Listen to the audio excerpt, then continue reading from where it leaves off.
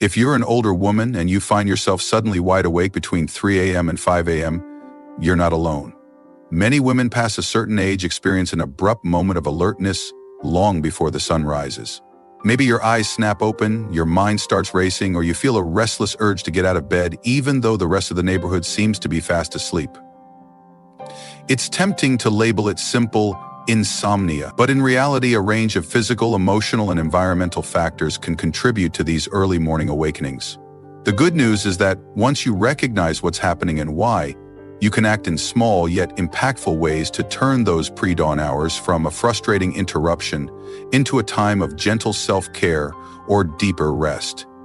You might even come to value that quiet window, using it to recharge your body and mind in ways that daytime hustle prevents. Here are 6 things you can do, each explained in a continuous flow, to help you regain comfort, composure, and possibly drift back to sleep or start the morning feeling calmer and more grounded. Sometimes, the reason your eyes fly open at 3 a.m. is purely physical: a warm flush, a low-level ache, or simply dryness in your mouth that spurs thirst. Before your thoughts take off in all directions, consider doing a quick body check. Lie there for a moment and tune into your sensations from head to toe. Is there tension in your back or hips from the way you were sleeping? Are your blankets too heavy or too light for the nighttime temperature? Maybe it's as simple as your neck pillow having shifted. Instead of rolling around restlessly, gently adjust your pillows and blankets until you find a sweet spot of comfort. If you suspect your mouth is dry or your sinuses are irritated, reach for a small sip of water you keep at your bedside. Sometimes that alone can ease a subtle discomfort that's preventing you from slipping back into sleep. If you tend to get overheated, keep a light, breathable throw near your bed so you can swap out heavier blankets in the middle of the night without fully getting up. These small bodily adjustments are often overlooked, yet they can be the difference between tossing for an hour and dozing off again in minutes. If, after settling back down and adjusting your comfort level, your brain still hums with thoughts or worries, the second thing to do is a short breathing practice, right there in bed.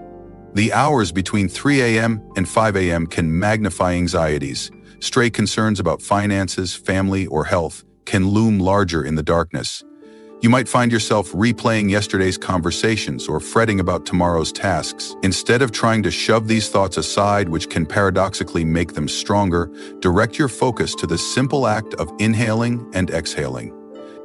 You don't need complicated techniques. Count 4 seconds on your inhale, hold for a beat, and exhale for 4 seconds. If that's comfortable, you can extend the exhale to 5 or 6 seconds to cue your nervous system that it's time to relax. With each breath, imagine tension leaving your body. If your mind drifts back to worries, gently guide it to the rhythm of your breath again. This practice is effectively a mini meditation. You might notice your muscles loosening, your heart rate settling, and possibly your eyelids feeling heavier. If you're used to daily stress or a racing mind, these few minutes of calm breathing can anchor you in the present moment without requiring you to leave the warmth of your bed. Yet even the best breathing can fail if your restless mind has latched onto a persistent problem. That's where the third strategy comes in. Keep a small notebook or journal on the nightstand. When you wake in those pre-dawn hours with your head swirling in lists and concerns, flick on a soft lamp or keep a small flashlight if you share the bed and don't want to disturb anyone, and spend a couple of minutes writing. Jot down any worries that pop up or that to-do item you're terrified you'll forget. This act of writing it out can serve as a release valve for mental clutter. By putting your concerns on paper, you assure your mind that you won't lose track of them, making it easier to let go in that moment. Some older women also find value in free writing, simply letting the pen flow for a minute or two about how they feel, any aches or dreams that might be lingering, or even something that made them smile the day before. The point is not to compose a polished essay, but to unburden your thoughts so they don't cycle endlessly. After scribbling a note, you might realize a sense of relief, or find that your whirling mind quiets enough to attempt sleep again. If, however, you remain wide awake, at least you've used the time productively, rather than lying there in frustration. If the journaling confirms you're fully awake and your body refuses to settle, The fourth approach is to get up briefly in a gentle, purposeful way. Don't interpret this as defeat. See it as an intentional break. Slowly rise from bed, perhaps put on a cozy robe or light sweater, and step into another room with low lighting.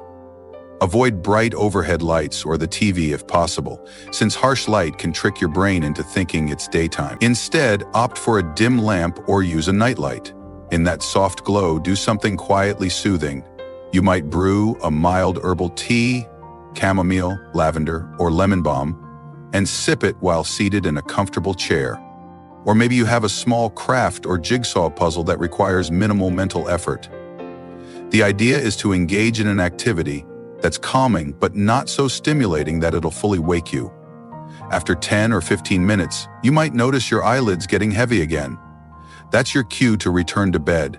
This short, deliberate break can sometimes reset the sleep cycle. By the time you tuck yourself back under the covers, you've released the mental tension that accompanied your 3 a.m. awakening. The key is to keep it gentle. No jumping into stressful emails, intense reading, or bright smartphone screens which can keep you revved up. The objective is to let your body decide if it's truly ready to return to slumber, rather than forcing yourself to lie in bed, fuming at your inability to drift off. While physical tension or a busy mind might drive you out of bed, the fifth step acknowledges that sometimes the cause of these wake-ups is deeper, hormonal changes or shifts in blood sugar that older women can experience. If you suspect you're waking because your blood sugar dips or spikes, pay attention to your evening eating habits. An excessively heavy, sugary meal before bed can cause a sugar high that plummets hours later, jolting you awake. Or if you eat too little, your body might trigger a hunger signal around 4 a.m. So consider a balanced, modest bedtime snack. Something like half a piece of whole grain toast with almond butter, or a small bowl of oatmeal with seeds, can keep your blood sugar stable. Equally important is avoiding stimulants like caffeine or large amounts of sugar late in the day. Keep in mind that some older women are more susceptible to caffeine's lingering effects, so that harmless cup of coffee at 2 p.m. might still be working against your rest 12 hours later. Similarly, be mindful about alcohol. Though a glass of wine might make you drowsy at first, it can disrupt sleep later on, leading to 3 a.m. restlessness. Take a week or two to experiment with your evening routine. If reducing sugar or caffeine helps you stay asleep until at least closer to sunrise, you've identified a root cause. If you do still wake up, it might be gentler and easier to get back to sleep if your blood sugar is more stable. You might realize that adding a tiny nibble of protein at night, like a small handful of nuts, wards off that 3 a.m. hunger pang. Each small dietary tweak can make a large difference in sleep quality for older women. The sixth and final approach is to incorporate a gentle body or mind exercise routine specifically designed for bedtime calm. Even if you can't do the same intense workouts you did years ago, a brief, low-impact stretching or relaxation ritual before bed can improve sleep continuity through the night.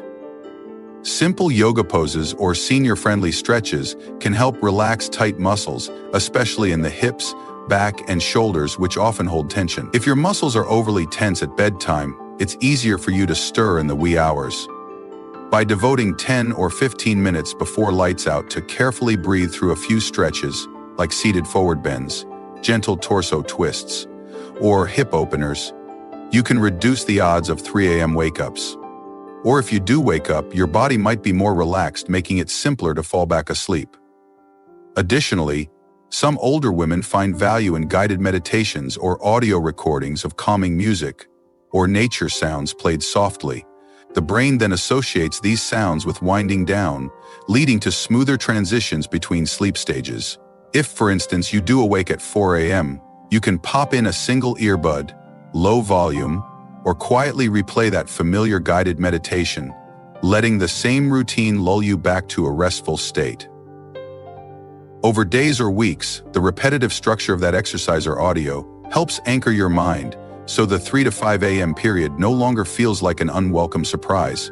Instead, you handle it with your well-practiced routine, often dozing off long before the audio finishes. Tying it all together, these 6 actions revolve around compassion for your body and mind. Waking between 3 a.m. and 5 a.m. might frustrate you, if you interpret it as your body's betrayal. But consider the possibility that it's your body's request for something, a small shift, a comforting practice, or an emotional letting go. By acknowledging the moment, checking your physical comfort, practicing a calming breath, writing down concerns, possibly rising for a gentle activity if needed, stabilizing your evening nutrition, and winding down with a soothing routine, you transform that disruption into an opportunity for care. Some nights you might only need the smallest step, maybe a sip of water and a quick pillow fluff, and fall right back asleep. Other nights, a half hour of journaling or tea might be the ticket to dispel swirling worries. Over time, this approach can reduce the anxiety that often accompanies nighttime awakenings. Your mind realizes there's a plan in place, so when your eyes open at 4 a.m., you're not drowning in helplessness. You know precisely which small steps can guide you back to rest, or at least keep you tranquil until morning. It's also worth mentioning that if these gentle strategies don't help and you find yourself consistently awake for long stretches at night, feeling tired or unwell the next day, there could be underlying issues such as sleep apnea, restless leg syndrome, or other medical conditions. In that case, it's wise to speak with a healthcare professional. But for many older women, the wake-up might be mild enough that lifestyle adjustments and mindful self-care do the trick. The nocturnal hours don't have to feel lonely or draining. They can become a quiet window for reflection or healing. Picture that you might, over months, refine your routine so thoroughly that waking at 3 a.m. becomes less frequent, or at least less stressful. You might find yourself drifting back asleep in minutes, then rising at a more civilized hour feeling fresher. Or you might adapt to a biphasic sleep pattern, reading a chapter of a calming book each night after your 4 a.m. wake-up, then returning to bed for an extra couple of hours of sleep. History suggests that in pre-industrial times, a segment of the population regularly had first sleep and second sleep, with a brief wakeful period in between. Maybe your 3 a.m. stirring is a natural phenomenon your modern schedule tried to override. Embracing it might paradoxically restore harmony. Reflecting on these 6 guidelines, body comfort check, calming breath, short journaling, gentle rising if needed, balanced nighttime eating, and a bedtime relaxation routine, underlines how small, consistent acts of kindness to yourself can quell the chaos that nighttime awakenings often bring. Even if your friends or family never experience these pre-dawn disruptions, remember that each person's circadian rhythm and life circumstances differ. The act of maturing into older age can shift your internal clock, so giving yourself permission to handle these awakenings with acceptance rather than dread can be liberating. Rather than forcing yourself to fight sleep or scold your body for not sleeping, you work with it.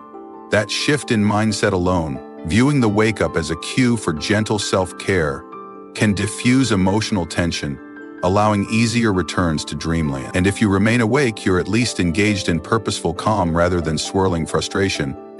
Over time, your body might reward you with better overall sleep quality, fewer extended bouts of insomnia, and calmer mornings. If you're reading this because you or a loved one consistently sees 3 a.m. on the clock and wonders why, it's your cue to experiment. Maybe start tonight. Keep water at your bedside, a small notepad ready, do a short breathing routine if you awaken, and see how your body responds. You might not fix everything in a single night. Habitual sleep patterns can take days or weeks to recalibrate. But each night that you respond with patience and self-care, you're retraining your body's stress response and building trust in your nighttime environment. That sense of trust can be crucial for older women who may have a more anxious or vigilant nervous system due to hormonal changes or life experiences. The process isn't about perfection. Some nights will still see a prolonged wakefulness or a swirl of thoughts. Yet each time you practice these mindful steps, you shave off some of the anxiety that intensifies the problem, gradually leading to better rest, or at least a more serene acceptance of those early morning hours. At the end of the day, or more accurately the end of a night, waking up between 3 a.m. and 5 a.m. doesn't need to spoil your sense of well-being.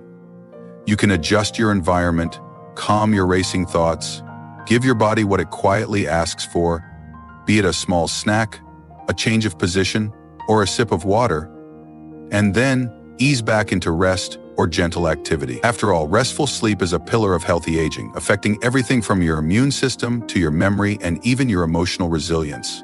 By treating your nighttime awakenings with curiosity and kindness, you might find you reclaim a sense of control in your sleep routine, ensuring that the post-midnight hours no longer loom as a dreaded time. Instead, they can become an opportunity to show extra care for yourself, reinforcing that older age doesn't have to mean poor sleep or helplessness in the face of biological shifts. With these 6 strategies woven into your nights, you stand a good chance of either slipping back into slumber or at least welcoming the early dawn with a peaceful heart